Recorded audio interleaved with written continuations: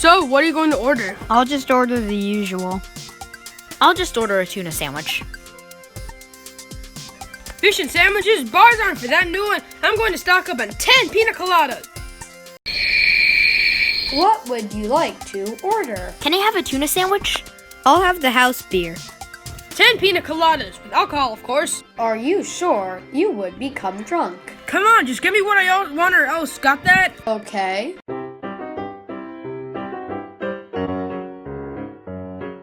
Here's your tuna sandwich, your beer, and your one of many pina coladas. Waiting is boring, so let's speed that up, okay? This is amazing. I need to go. It's getting late. Haha.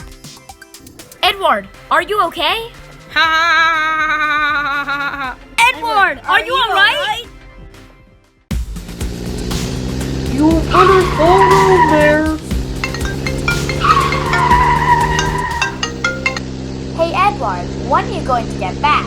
Our children are tearing apart the closet for hidden dinner. Way, bye.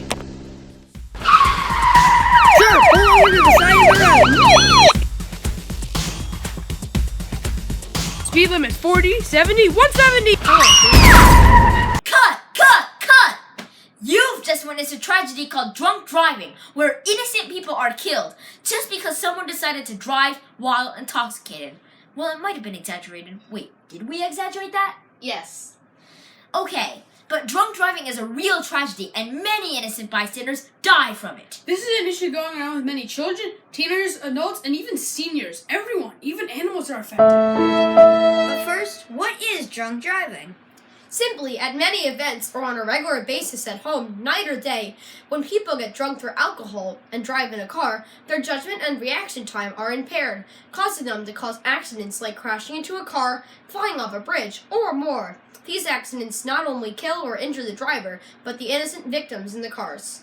Don't forget the families of the victims. Many loved ones have been lost because some person made a bad decision about driving drunk. So today, we'll give you information on drunk driving and give ways you can turn this problem around. Alright, so exactly how big is this problem? You might have heard that 92 people die in car accidents each day. But did you know that 32% of fatal car accidents involve a drunk driver? These accidents result in nearly 10,000 deaths each year. In fact, every day, 28 people in the United States die in motor vehicle crashes that involve a drunk driver. This amounts to one death every 53 minutes. And every year, drunk driving costs more than $44 billion. But who is at the most risk from drunk driving? Teenagers. In people ranging from ages 16 to 19, car accidents are the leading cause of death. Almost 35% of these people are killed from drunk driving. However, what we don't probably know is that motorcyclists are at risk as well. Motorcyclists ages to 40 to 49 have the highest percentage of deaths from drunk driving, so this problem isn't just isolated to teenagers. Finally, drunk driving doesn't just affect the victims. Each accident causes depression and emotional stress among family members. We wanted to know more about how alcohol affects the brain, so we interviewed a neurologist to see what really goes on inside the brain of a drunk driver. Alcohol can affect many areas of the brain. It can affect the frontal lobes, it can affect the equilibrium centers, it can affect the medulla oblongata where respiration and the heart is controlled. Symptoms depend on how much alcohol you have in your system. At the lowest levels, they start behaving in a happy, relaxed way. They can act in a way that is not right. They can start making mistakes. So somebody can start driving very fast.